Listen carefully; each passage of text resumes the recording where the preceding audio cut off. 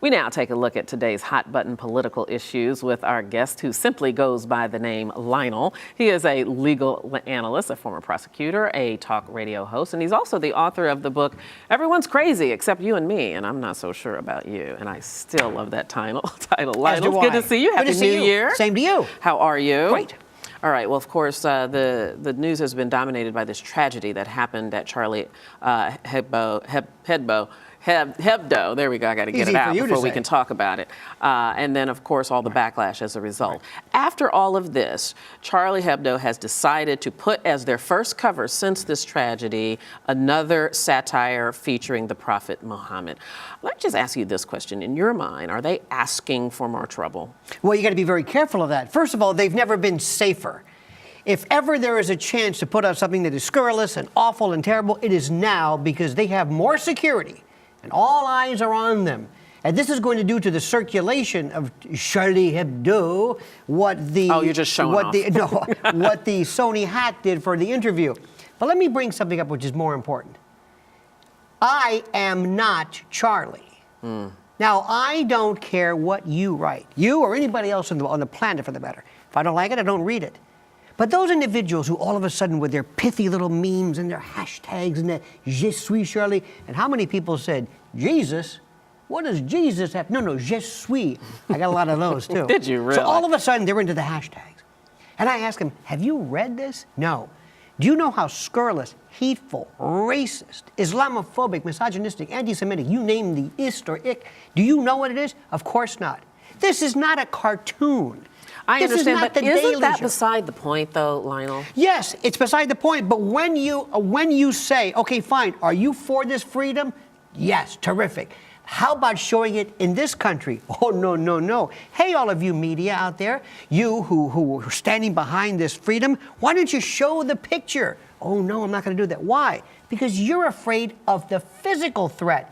This is laden with hypocrisy. We love memes and hashtags, and we love to say we're a part of this, but nobody's even read this. And by the way, I don't care how vile it is, but it's so funny that the people who are claiming for all of this freedom of expression would not dare. This would never last for a second on any college campus. Well, and I was going to bring up then, would it last in the U.S. at all? I mean, we're very comfortable and very familiar with satire in this country. We have top shows like The Daily Show and even Stephen Colbert, which is what our frame of reference is here. It is mild. I can't even describe for you. If you look at Charlie Harakiri in 1970 when it was started, in this anti-de Gaulle message, it's supposedly to sting and to bite. It's not a cartoon. That's being euphemistic. It's to hurt and sting and abrade and cut. It's not The Daily Show. It's not Nancy. It's not Far Side. It's not The Onion. There is no equivalent. So what I'm saying is, attention world and Americans, if you're going to say that you are Charlie, know what Charlie is. Read it. You might not. Years ago, when Larry Flint had that case against Jerry Falwell, nobody said, I am Larry Flint, I am Hustler. They would have said that makes no sense.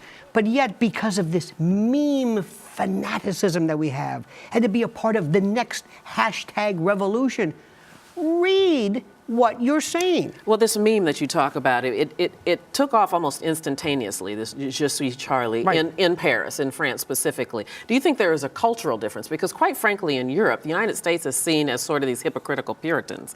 You know, we become very politically correct, and they laugh about that. Yes, we are so afraid of everything. We have hate crime. And by the way, go into France and ask them about their anti-hijab legislation and veils. This is the hypocrisy. I ask people, do you know what the French government has been involved in? No, but don't let the facts get in the way of a meme revolt or a hashtag. I want to Instagram. I want to be like my parents. I want to be a part of this, showing I can have a pen motif or to show solidarity with the subject matter I know nothing about. That's where we are. Lionel, I'm almost at the end. I've got about 30 seconds left. Don't but let's put it talk like that. about, You're almost at the end. Almost at the end of your segment.